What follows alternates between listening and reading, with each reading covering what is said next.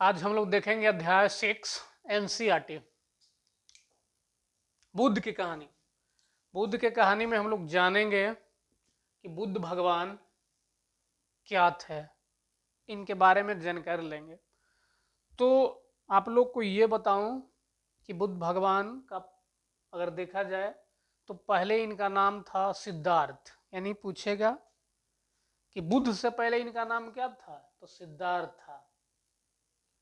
सिद्धार्थ, वही सिद्धार्थ जिनका चचेरा भाई एक थे देवव्रत, उन्होंने हंस को तीर से मारा था और हंस छटपटा के गिर गया था। हमने पचमा छठा किताब में पढ़े थे।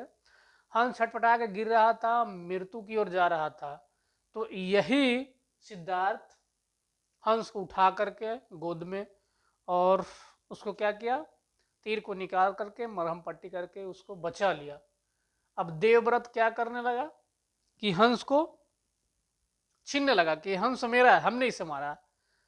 तो सिद्धार्थ ने कहा कि हंस मेरा है क्योंकि हमने बचाया। तो वही फैसला के लिए राजा भी गए। तो राजा ने साफ बोला कि मारने वाला से ज्यादा बचाने वाला का अधिकार होता है, इसलिए जो बचाया उसी का हंस होगा।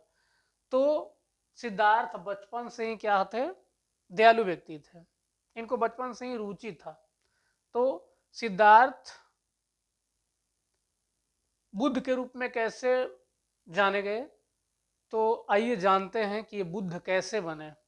बुद्ध मतलब बुद्धि, बुद्धि जब इनको प्राप्त हुआ तब इनको बुद्ध कहा गया। पहले इनका क्या नाम था, सिद्धार्थ। देखते हैं, सिद्धार्थ एक राजा के बेटा थे। इनके पिता राजा थे। नेपाल में एक गांव पड़ता है लुम्बिनी। कौन सा गांव पड़ता है, लुम्बिनी गांव पड़ता है नेपाल में। वहां एक शाक्य कुली में इनका पिता जाने माने बहुत बड़े राजा थे। उन्हीं के घर में ये जन्म लिए। इनका जन्म लेते ही इनका माता 7 दिन के बाद मृत्यु हो गए। तो इनका पालन पोषण इनकी मौसी गौतमी ने किया था। 16 साल की उम्र में इनका शादी हो गया यशोधरा से। यशोधरा से इनका शादी हो गया, यानी पत्नी यशोधरा।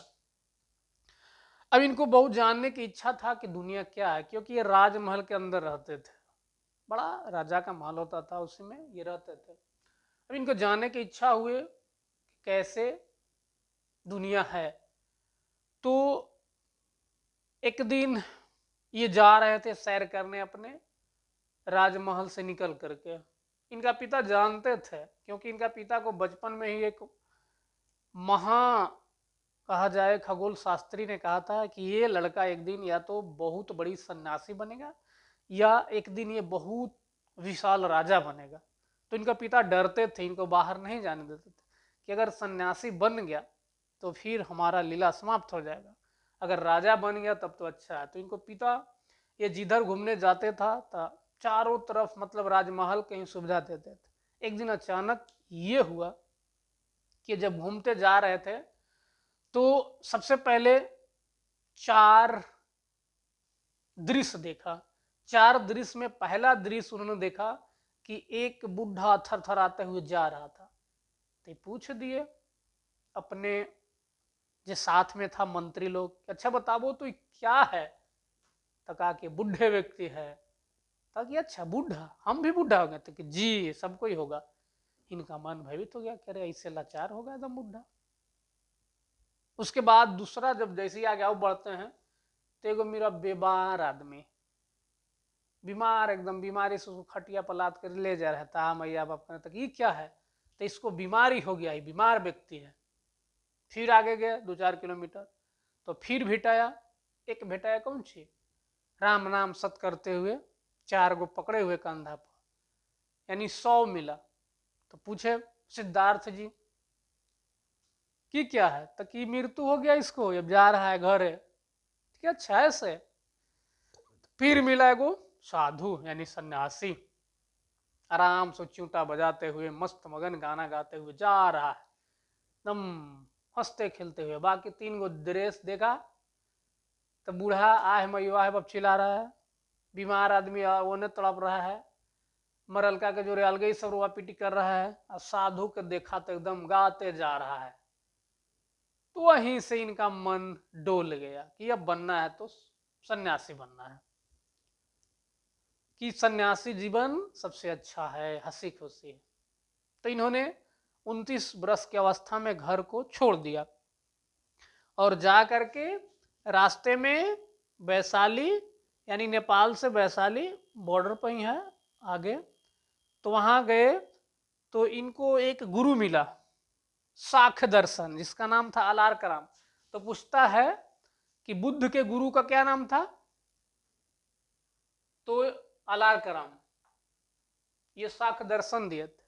बुद्ध के दूसरा गुरु कौन थे, तो ये रुद्रक राम पुत्र योग गुरु थे, योग गुरु, ये राजगीर में मिले थे, इनको योगा करवाते थे, तब ना ओम नमः शिवाय करेंगे। तो योगा गुरु तो रुद्रक राम पुत्र, और साख गुरु तो अलारकराम, या पहला गुरु तो अलारकराम। फिर इसके बाद में 29 वर्ष की अवस्था में रात में सब बेटा के छोड़ के, बेटा का नाम था राहुल, माता का नाम था महामाया, पिता का नाम था सुशोधन, और बेटा का नाम था राहुल। रात में जो सुतले था ही छोड़ के सबके निकल के घर में से जा पहुंच गए गया। गया में जैसी पहुंचे तो 6 साल तपस्या किए, अंधड़ पानी कुछ रहे, भूखे प्यास। अब वहीं से इनका ज्ञान प्राप्त हो गया 6 साल के बाद। तो ज्ञान प्राप्त कहाँ हुआ, तो ज्ञान प्राप्त हुआ गया में। कहाँ प्राप्त हुआ, गया में, निरंजना नदी के किनारे। उस नदी का नाम कौन सी है, फल्गु। गया में फल्गु है, इसे सूखल रहता है। तो फल्गु नदी के किनारे जाप करते हुए इनको ज्ञान प्राप्ति मिला, पीपल के वृक्ष के नीचे। तो गया को जैसे इनका ज्ञान प्राप्त हुआ तो गया को नाम धरा गया कौन सी, बोध गया। क्यों, क्योंकि वहां बुद्धि मिला, किन को, सिद्धार्थ को, यानी गौतम को। तो जैसी बुद्धि मिला कहाँ, गया, तो गया को बुद्धि मिला तो बोध गया कह दिया, अभी भी नाम उसका है बोध गया।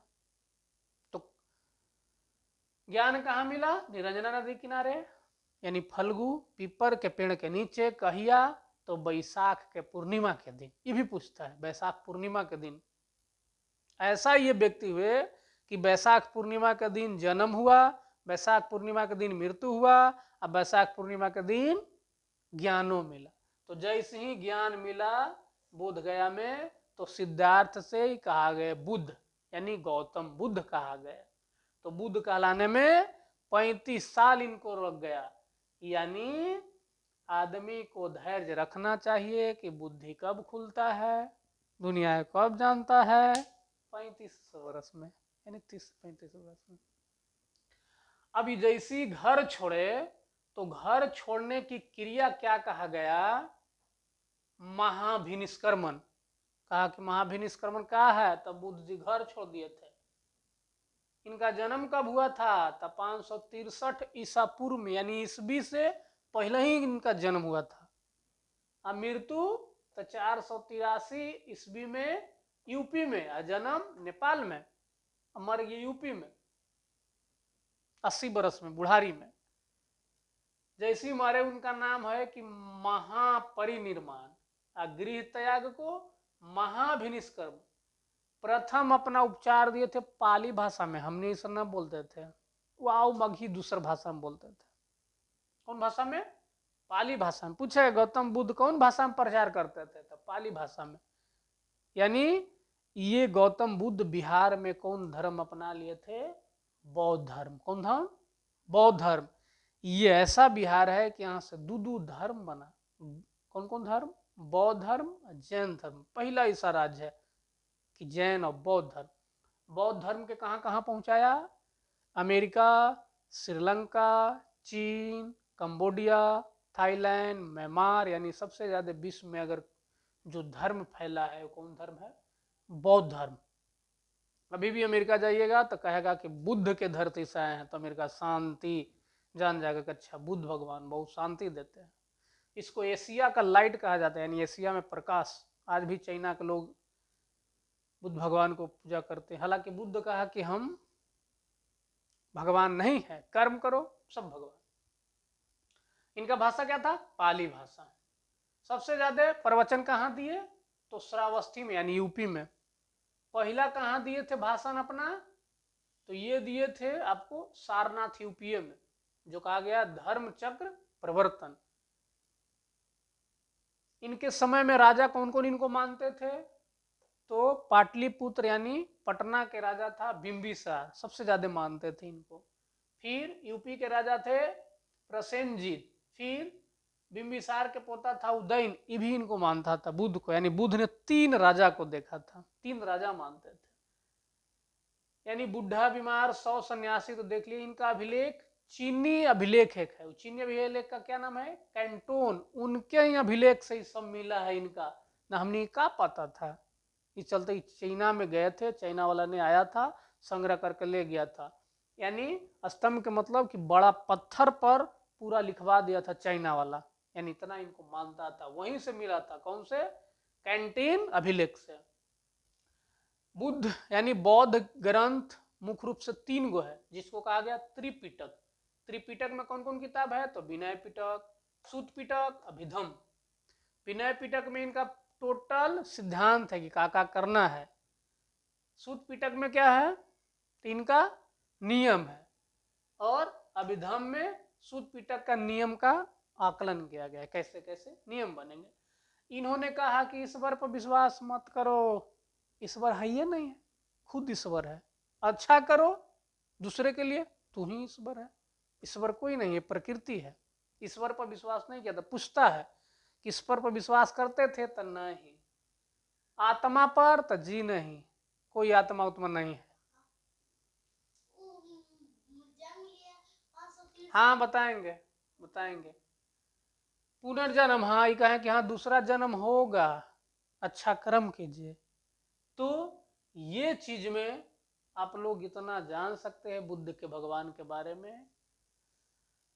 अब क्या है, इसके बारे में पाठ लगभग 3 से 4 बनेगा, क्योंकि डिटेल से जानना है इनको बारे में। तो ये इंपॉर्टेंट है कि ईश्वर पर विश्वास करते थे? तो नहीं। तो हम मानियो कि ईश्वर पर विश्वास कम, अपने कर्म पर विश्वास ज्यादा। आत्मा? तो जी नहीं, आत्मा से भय नहीं करना कि हमारा आत्मा स्वर्ग में है, हमारा आत्मा नरक में है, कोई नहीं। बस अच्छे कर्म करो, आत्मा संतुष्ट रहेगा, अच्छे नहीं कर्म करेगा आत्मा संतुष्ट नहीं रहेगा।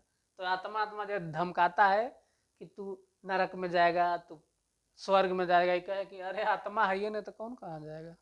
तो जो नहीं जानता है वही आत्मा के बारे में बताता है कि आत्मा भटकेगा, एक लिए पूजा करो, आत्मा कांपेगा, जी नहीं, सीखो गौतम बुद्ध से। ये ऐसा धर्म है, इसीलिए तो अम्बेडकर साहब ने इस धर्म को अपनाया था, इसमें कोई जात पात कुछ नहीं।